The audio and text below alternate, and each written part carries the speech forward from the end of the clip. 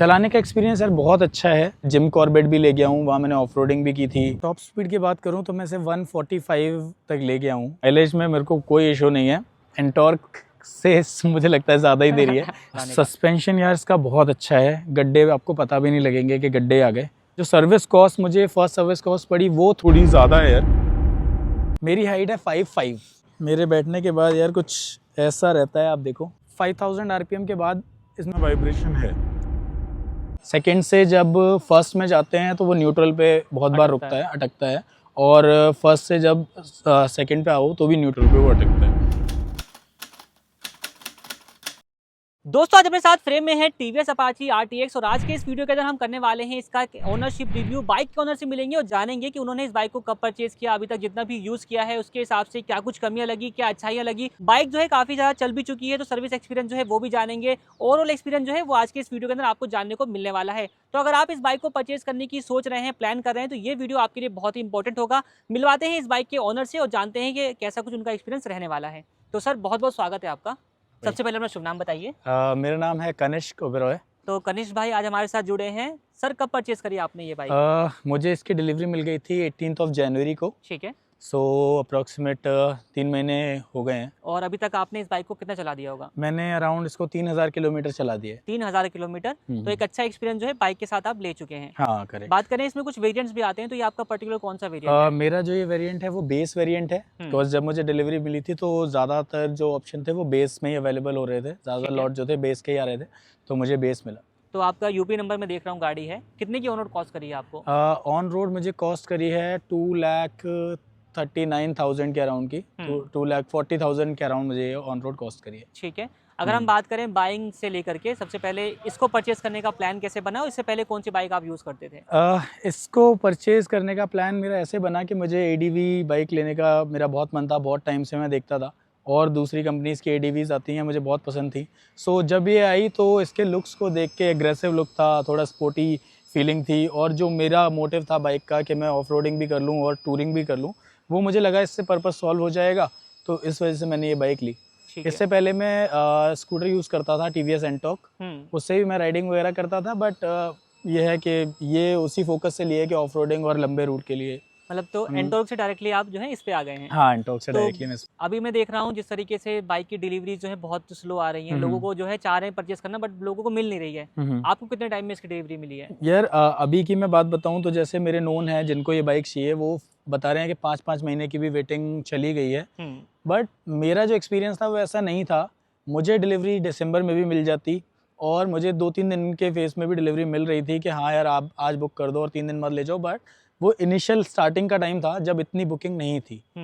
Bookings थी but ये था कि हाँ यार अभी कैंसिल हो रही है या लोगों को टेस्ट ड्राइव नहीं मिल रही, उस वजह से लोग ले नहीं रहे। तो मैंने तो ऑलमोस्ट बिना टेस्ट ड्राइव के ही बाइक परचेज़ कर ली थी। ठीक है। मैंने जो पहली बुकिंग लगाई थी वो 5 जनवरी को लगाई थी और 2-3 बार बुकिंग करने के बाद 18 जनवरी को डिलीवरी मिल गई थी।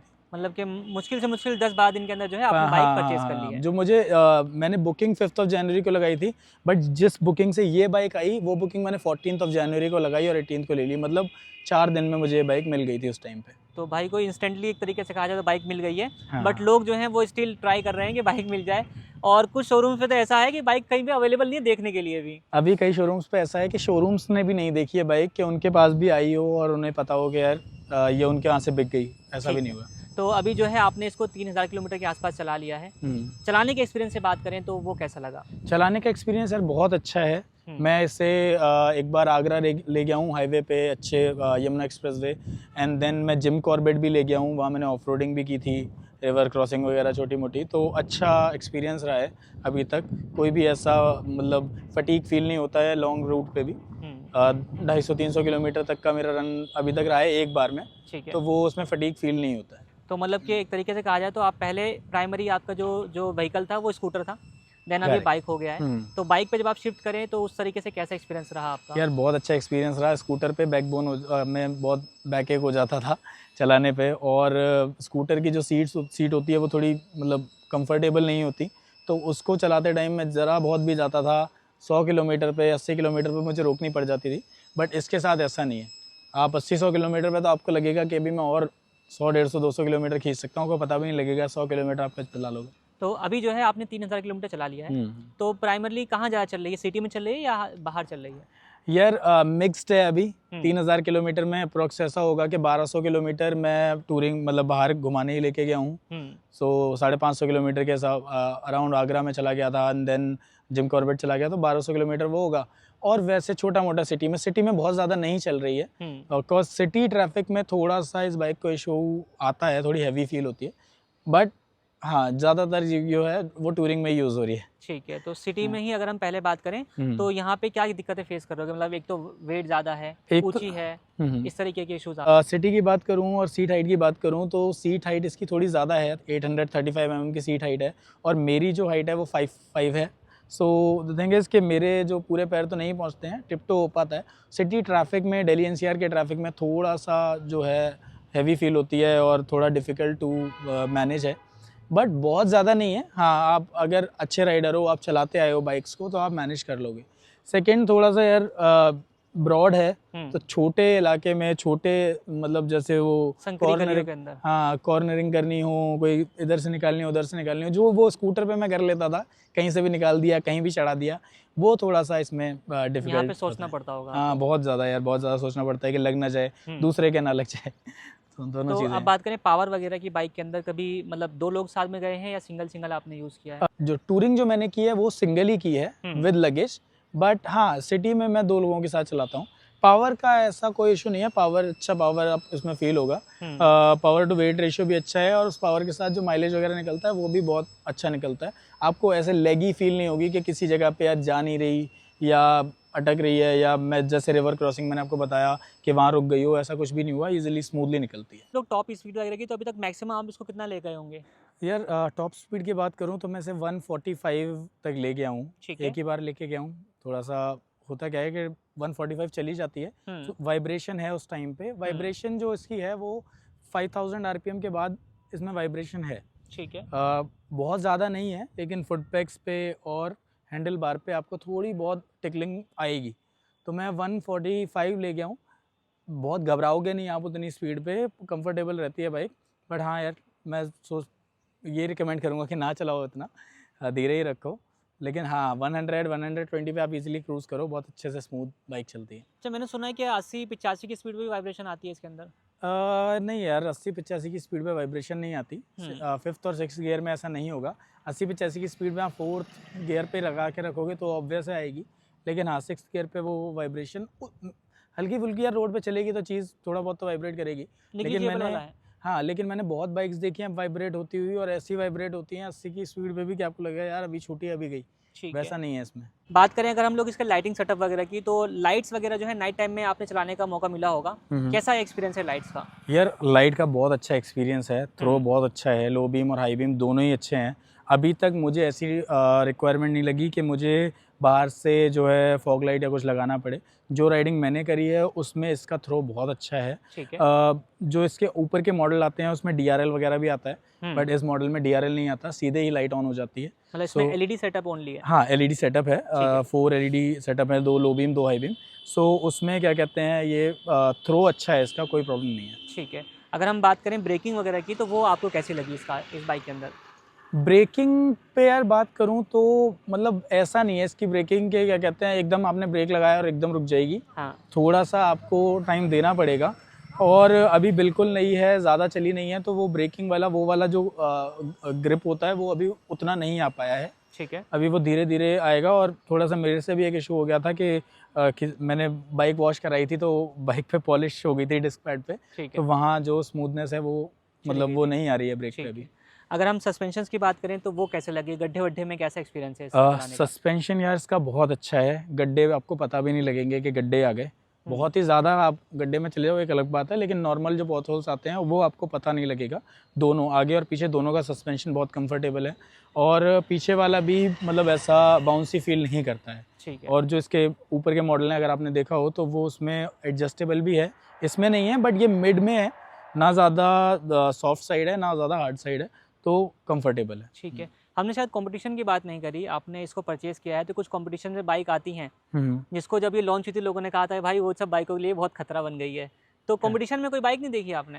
यार कंपटीशन में हिमालयन मैं देख रहा था 450, और हिमालयन मेरी बहुत टाइम से फेवरेट थी, जो पहला वाला मॉडल आता है तब से भी। बट यार 450 के साथ कंसर्न ये है कि एक माइलेज का इशू है, क्योंकि माइलेज उसका बहुत कम है, मतलब 20-25 देती है, ये अच्छा माइलेज दे जाती है। दूसरी चीज़ वो बहुत, उसका वेट इससे भी काफ़ी ज़्यादा है, तो वहाँ फिर मेरे को लगा कि यार ये एक अच्छी चीज़ है। इसके अलावा एक V-Strom आती है सुजुकी की, वो मुझे कुछ बहुत मतलब बहुत मज़ेदार बाइक नहीं लगती थी शुरू से। हिमालयन और इसके साथ ही मैं था, और ना ही मैं KTM के साथ था, क्योंकि KTM थोड़ा सा ज़्यादा एकदम से इनिशियल पावर बहुत ज़्यादा है, और तो इसलिए मुझे लगा कि यार इसके साथ रहते हैं, बीच मिड सेगमेंट की बाइक है, हर चीज़ कर सकती है, तो मुझे पसंद आ गई यार। माइलेज की बात करें तो अभी तक क्या माइलेज आप निकाल रहे होगे? यार माइलेज की बात करें तो मैं अभी तक इसमें जो है हमेशा ही प्रीमियम पेट्रोल डलवा रहा हूँ, जो XP95 मैं इसमें डलवाता हूँ। उसमें जो मुझे हाईवे पे माइलेज मिलता है वो 40 तक से क्रॉस कर देता है, 40, 41, 42 तक भी चला जाता है। और सिटी की बात करूँ तो वो 36, 37 माइलेज मुझे प्रोवाइड कर देती है। इन सिटी, हाँ। और ये सिटी वो वाली है जो कि NCR वाली हाँ है। दिल्ली NCR वाली। तो भाई एक अच्छा माइलेज मेरे हिसाब से आप कहीं ना कहीं निकाल रहे हैं। हाँ बहुत अच्छा है, माइलेज में मेरे को कोई इशू नहीं है।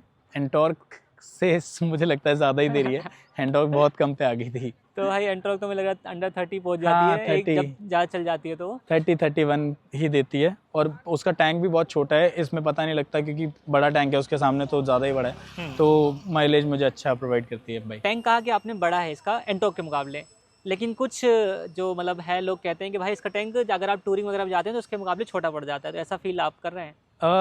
यार जो अभी तक मैंने टूरिंग की है उसमें ऐसा मुझे फील नहीं हुआ, बिकॉज 500-550 और ज़्यादा जो है Tier 2 सिटी में ही मैं गया हूँ, तो हर जगह पेट्रोल पंप अवेलेबल हैं। 12.5 लीटर का इसका पेट्रोल टैंक है, बड़ा होता थोड़ा और अच्छा रहता, 15 लीटर तक जा सकते थे, बट उसमें ये और हैवी हो जाती, और इसको क्या कहते हैं मतलब चलाना थोड़ा डिफिकल्ट हो जाता विद फुल टैंक। तो 3-4-5 किलोमीटर वहाँ टैंक का भी बढ़ता और पेट्रोल का भी बढ़ता। 180 ऑलरेडी है तो भारी हो जाती भाई। इंजन से कोई हीटिंग वगैरह कभी आपने ऐसा कुछ नोट करी?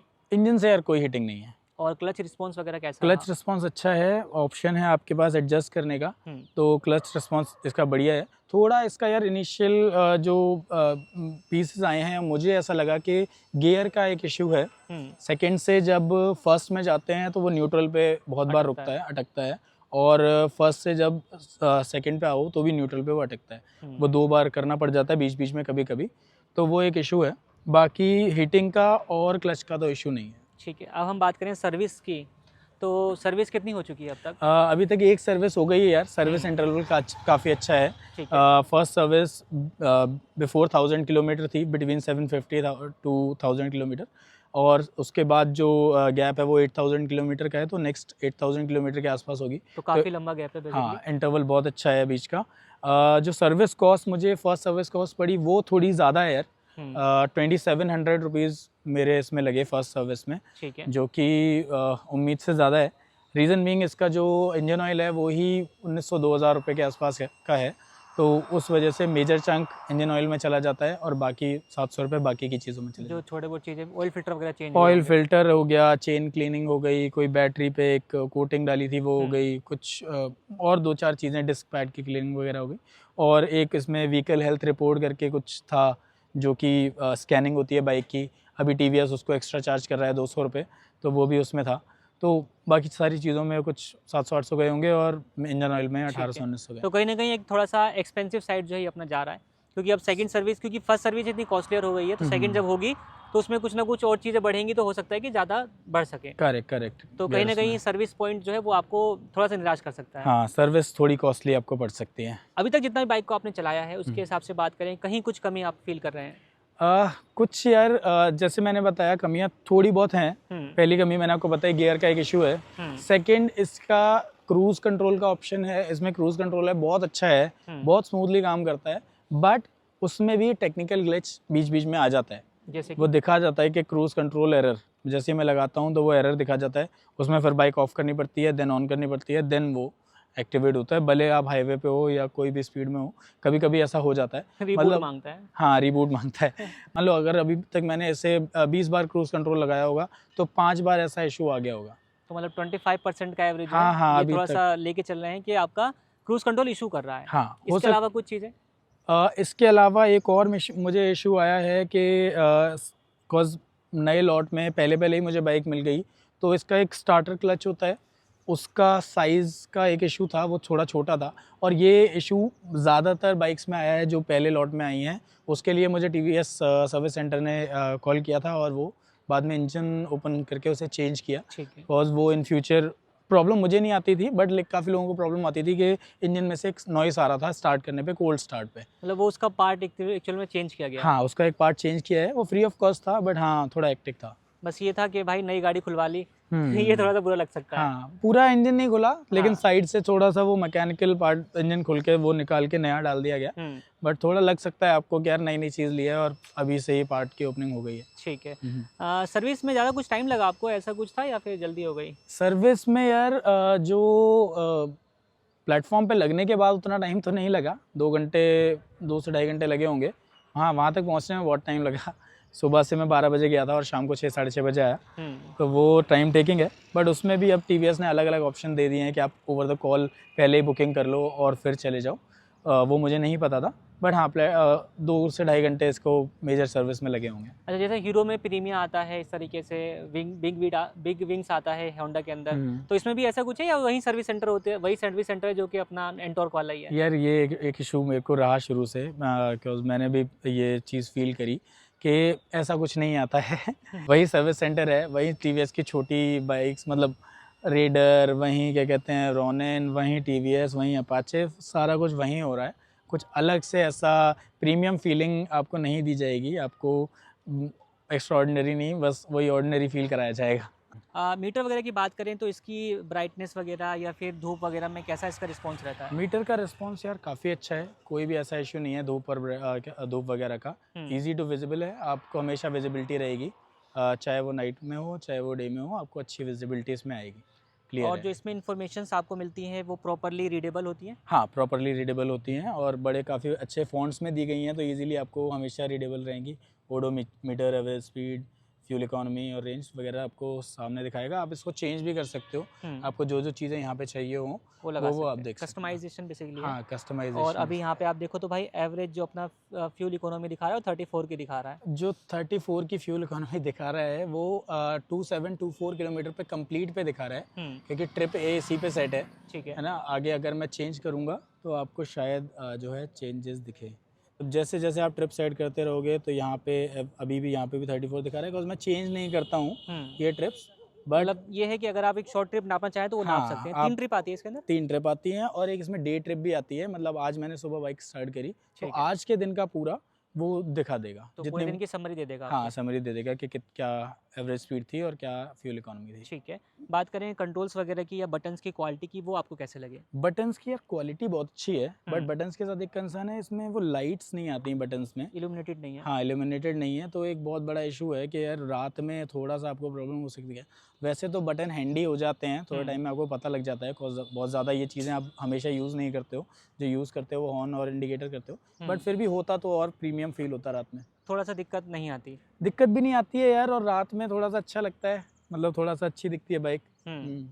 अच्छा, हम बात करें इसके, आप एक बार बैठ के दिखाइए। आपकी हाइट आपने कितनी बताई थी? मेरी हाइट है 5'5", और आपके बैठने के बाद कैसा कुछ रहता है वो आप यहाँ पर देख सकते हैं भाई। मेरे बैठने के बाद यार कुछ ऐसा रहता है, आप देखो, मतलब दोनों के दोनों पैर आप यहाँ पर देखो तो पीछे की तरफ पंजे बिल्कुल उठे हुए हैं। हाँ, पूरे पंजे उठे हुए हैं, बट पिलियन जब बैठता है तो इसका जो शॉकर है पीछे का वो इतना कंफर्टेबल है कि पिलियन बैठता है तो ये फ्लैट फुट भी चला जाता है। ठीक है। एक्सेसरीज की बात करें तो आपने अभी तक इसमें क्या कुछ इंस्टॉल करवाया है? यार OEM एक्सेसरी की बात करूँ तो मैंने ये बीक लगवाई है जो TVS की ही है, और उसके अलावा मैंने ये क्रैश गार्ड लगवाया है इसमें। ठीक है। एंड देन नीचे अगर आप देखोगे तो रेडिएटर ग्रिल मैंने इसमें लगवाई है, ये ब्लैक कलर की है, एल्यूमिनियम की। देन मैंने इसमें जो लगवाया है वो ये लगवाया है पिलियन का फुटरेस्ट। ठीक है। बिकॉज जो फुटरेस्ट हैं बहुत ज़्यादा छोटे हैं, तो पिलियन जब बैठता है तो उसे कंफर्टेबल नहीं रहता। उसके अलावा अगर मैं बात करूं तो मैंने इसमें लगाया है ये GPS mount and then phone mount. पहले ये जो फ़ोन माउंट था वो यहीं पे लगा हुआ था, बट यहाँ पे इस फ़ोन माउंट के साथ थोड़ा इशू है, वाइब्रेट करता है। रीज़न बीइंग इसमें कुछ शॉकर वाला कुछ होता है जिससे कि आपके फ़ोन के सेंसर ख़राब ना हो, तो तो ये यहाँ मुझे लगाना पड़ा।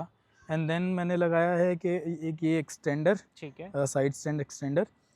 मैं रिकमेंड करूँगा यार ये वाला ना लगा के, बिकॉज ये परमानेंट है, रिमूव नहीं कर सकते आप इसे। मतलब ऑब्वियसली कि स्क्रू से रिमूव कर सकते हो बट इजीली डिटैचेबल नहीं है। वो वाला लो, क्योंकि बाइक ज़्यादातर बहुत स्ट्रेट खड़ी रहती है, इसकी वजह से ना उधर गिरने का चांस रहता है, और मेरी एक बार गिर भी चुकी है। ठीक है। सो मैं बैठा और उधर चली गई। ये सारी चीज़ें मैंने इसमें अभी तक कराई हैं यार। बाकी तो और कुछ ऐसा मैंने मेजर नहीं कराया। हाँ, मैंने इसमें एक PPF और कराया हुआ है। ठीक है। टैंक पे है और आगे क्या कहते हैं हेडलाइट के ऊपर वाले पार्ट पे है। सो ये सारी चीज़ें अभी तक मैंने इसमें करा ली हैं। अच्छा, PPF से याद आया कि आप मतलब कहीं आपने ऐसा कुछ नोटिस किया है गाड़ी के अंदर कि पैनल गैपिंग वगैरह या फिट फिनिश में कहीं कुछ कमी लगी है? नहीं, फिट एंड फिनिश तो काफ़ी अच्छा है। फिट एंड फिनिश में इसमें कोई प्रॉब्लम नहीं है, कोई पैनल गैपिंग वगैरह नहीं है। अच्छा, जैसे आपने कहा कि आपका ये बेस वेरिएंट है, तो जाहिर सी बात है कुछ फीचर्स आप यहाँ पे मिसिंग कर रहे होंगे जो कि टॉप वेरिएंट में आते हैं। हाँ, तो वो क्या फीचर्स हो सकते हैं, मतलब जो आपको जो वो बेसिकली वीडियो देख रहा है बंदा, उसके लिए कि ये फीचर मिस ना करें? यार बात करें टॉप वेरिएंट या BTO की, तो मेरा पहला प्रेफरेंस टॉप वेरिएंट था, जो कि वैसे मिड है। इसका जो है base, top and BTO model आता है। मेरा पहला प्रेफरेंस जो था वो टॉप मॉडल ही था। बाई चांस वो अवेलेबल नहीं था तो मुझे ये लेनी पड़ी। उसका रीज़न ये था टॉप मॉडल लेने का, जो डिफरेंस इसमें है वो सबसे पहले तो इसमें पीछे जो टॉप बॉक्स का जो माउंट आता है वो ऑलरेडी उसमें आता है, जो कि इसमें नहीं है। और बेस मॉडल और टॉप मॉडल का जो ओवरऑल डिफरेंस होगा प्राइस का वो 20,000 होगा, जिसमें से कि 5,000 का ये है। ठीक है। तो 5,000 रुपये की चीज़ अगर मेरे को कल को लगवानी है तो मेरे को ये लगवानी ही पड़ेगी, तो वहाँ कम हो जाता। देन सेकेंड थिंग, उसमें क्विक शिफ्टर का ऑप्शन आता है जो कि इसमें नहीं है। ठीक है। इसमें क्विक शिफ्टर है बट इसमें बाई डायरेक्शनल क्विक शिफ्टर नहीं है। अपवर्ड्स जाता है बट डाउनवर्ड्स नहीं आता ईजिली। वहाँ पे टॉप मॉडल में आपको ये भी मिलता। थर्ड जो है डिस्प्ले, उसमें कनेक्टिविटी डिस्प्ले का फीचर है। आप फ़ोन से GPS वगैरह कनेक्ट कर सकते हो, अपने जो है बाइक के डॉक्यूमेंट्स इस डिस्प्ले में ही रख सकते हो। एंड देन छोटी मोटी चीज़ें और आप इसमें कर सकते हो। BTO में जाओगे तो GoPro भी आप इसमें कनेक्ट कर सकते हो, वो चीज़ इसमें नहीं है। तो ये एक फीलिंग यार पुरानी वाली है। ये कनेक्टिविटी तो मेरे एंटॉक में भी आती थी बट इसके साथ इसमें नहीं आती। ना ही मतलब टॉप में अगर देखोगे तो आप पूरा क्या कहते हैं GPS या पूरा गूगल मैप इसमें चल जाता है। बेस में ये भी नहीं है कि टर्न बाय टर्न इंडिकेटर भी या टर्न बाय टर्न नेविगेशन भी इसमें मिल जाए, वो भी नहीं है, प्रोवाइड करना चाहिए था। ठीक है। तो ये थोड़ा सा फीचर्स ऐसे हैं जो कि लग रहा है कि 20,000 रुपये की वैल्यू ज़्यादा वर्थ रखते हैं। हाँ, वो ज़्यादा वर्थ रखती है। उसके ऊपर जो मॉडल है BTO, उसके कुछ फीचर्स हैं जो शायद आपको लगे कि यार उतने मतलब रिक्वायर्ड नहीं है, जैसे कि शॉकर एडजस्टमेंट और एक GoPro का जो मैंने आपको बताया कनेक्टिविटी ज़रूरी नहीं है सबके पास GoPro हो ही हो। और टायर प्रेशर मॉनिटरिंग सिस्टम, वो भी ऐसा बहुत फीचर नहीं है कि आपके पास होना ही होना चाहिए। बट हाँ यार, ये कनेक्टिविटी डिस्प्ले तो होनी चाहिए। एक और फीचर है जो टॉप मॉडल और BTO में आता है, उसमें एक DRL भी यहाँ पे आता है। इसमें आप देखोगे जब लाइट ऑन होगी ये ग्लो तो करता है, ग्लोइंग है ये जगह, बट ये लाइट नहीं है, मतलब रिफ्लेक्टर टाइप है कि लाइट वहाँ से पड़ रही है तो इस पर रिफ्लेक्ट करती है। हाँ, बट उसमें क्या है कि ये लाइट ही है, तो DRL आपको मिलता है। एंड देन वो वे टू होम पार्किंग वाला भी ऑप्शन मिलता है कि थोड़ी देर लाइट ऑन रहती है। वो सारी चीज़ों में ये मिस कर जाती है। वो 20,000 का डिफरेंस है बट हाँ, चीज़ें हैं जो बहुत इंपॉर्टेंट हो सकती थी। मतलब कि वो चीज़ें हैं उस वाले वेरिएंट में जो कि आपको नीडफुल हैं और आप बार बार उसका इस्तेमाल करेंगे। हाँ, बार बार करोगे इस्तेमाल। एक और चीज़ है यार जो मेरे को सारे ही मॉडल में, तीनों ही मॉडल में जो लगा कि यार आज के टाइम में बहुत लैग करती है, वो है चार्जिंग पॉइंट। इस बाइक में यार चार्जिंग पॉइंट नहीं आता, वो आपको बाद में एक्सेसरीज़ में लेना पड़ेगा। 1,200 रुपये का वो है यार। आज के टाइम में हर बाइक में, छोटी से छोटे स्कूटर कुछ भी हो, चार्जिंग पॉइंट आता ही आता है। 100 सीसी की बाइक, 125 सीसी की बाइक, स्प्लेंडर में भी आता है भाई। स्प्लेंडर में भी आता है यार। क्यों नहीं है यार, दे देते। मतलब 1,200 रुपये की बात नहीं, 1,200 बढ़ा लेते। वहाँ जहाँ मेरा 239 लगा वहाँ 240 लग जाता। बट ये है कि मुझे पता होता है कि यार इसमें ही इनबिल्ट है, और जो कंपनी से लग के चीज़ें आती हैं, फिटेड आती हैं, उनका एक पर्टिकुलर प्लेस होता है। अब मुझे एड ऑन लगाना है, कभी मैं शायद हो सकता है इस साइड लगाऊँ या इस साइड लगाऊँ, मैं कन्फ्यूज़ ही रहूँ। तो ये चीज़ मुझे लगा कि यार मिसिंग है अभी। ठीक है, तो कुछ चीज़ें हैं जो कि जहाँ पे काम करने की ज़रूरत है, और आप जब वेरिएंट डिसाइड करें तो आप भी देख के करें कि आपकी रिक्वायरमेंट क्या कुछ रहने वाली है। तो ओवरऑल एक्सपीरियंस सारा यही कुछ रहा अपना, या कुछ ऐड करना चाहेंगे? ओवरऑल एक्सपीरियंस यार मेरा यही कुछ रहा। मतलब मुझे एक चीज़ लगी कि हाँ यार, कि हम प्रीमियम सेगमेंट की बाइक ले रहे हैं तो एक प्रीमियम फील जो है कंपनी को, ब्रांड को देना चाहिए। जैसे कि अभी बात हुई कि गोल्ड उसका बिग विंग है और उसका प्रीमियम है। हर एक कंपनी में आता है, वो वहाँ पे मिसिंग था। और ये कुछ छोटी छोटी चीज़ें हैं जो मिसिंग हैं, मुझे लगता है यार होती तो ज़्यादा बेटर रहता, और शायद हो सकता है इन फ्यूचर हो भी जाए। ठीक है, अभी तक जितना भी यूज़ किया है, अगर हम एक रेट करें 10 में से नंबर दें, यार कितना नंबर देना चाहेंगे आप? अगर आप सिर्फ बाइक के इंजन पे और बाइक चलाने पे रेटिंग चाहते हो या टेक्नोलॉजी पे रेटिंग चाहते हो तो आप दे सकते हो 10 में से 8 नंबर मैं इसको देना चाहूँगा। ठीक है। उसके लिए वर्थ है, ईज़ी वर्थ है। बट हाँ, थोड़ी सी जहाँ इतनी टेक्नोलॉजी हो गई थी वहाँ थोड़ी और टेक्नोलॉजी हो जाती तो सोने पे सुहागा हो जाता। 9 और 10 भी जाता। हाँ। ठीक है जी। तो ये था भाई का कंप्लीट ओनरशिप रिव्यू जो कि आपने जाना, और आई थिंक सभी चीज़ें जो हैं वो काफ़ी डिटेल में जो है भाई ने बताई हैं। और अगर आप भी प्लान कर रहे हैं इस बाइक को परचेज़ करने का, तो आपके बहुत सारे डाउट्स हैं वो क्लियर भी हो गए होंगे। कुछ चीज़ें अगर छूट जाती हैं तो भाई का एक चैनल भी है, किस नाम से भाई चैनल है अपना? मेरा चैनल है मनमौजी लाइफ नाम से। ठीक है। मैं रेगुलर वीडियोस डालता हूँ बाइक को लेके, और जो जो चीज़ें इसमें अपडेटेड हो रही हैं उसको लेके मैं कुछ मॉडिफिकेशन वगैरह कराता हूँ तो उसके मैं वीडियोस डालता रहता हूँ। मनमौजी लाइफ नाम से मेरा चैनल है, प्लीज़ सब्सक्राइब ज़रूर करें यार। तो कुछ भी चीज़ छूट जाती है, कुछ चीज़ जाननी है, तो आप इनसे कांटेक्ट कर सकते हैं। इंस्टाग्राम और यूट्यूब अकाउंट दोनों का लिंक जो है वो आपको डिस्क्रिप्शन में देखने को मिल जाएगा। बाकी ये था कंप्लीट ओनरशिप रिव्यू, कैसा लगा हमें कमेंट सेक्शन में ज़रूर बताइएगा। हमारी मेहनत पसंद आई तो भाई लाइक करिएगा। इस वीडियो को यहीं पर एंड करते हैं। वीडियो देखने के लिए आप लोगों का धन्यवाद।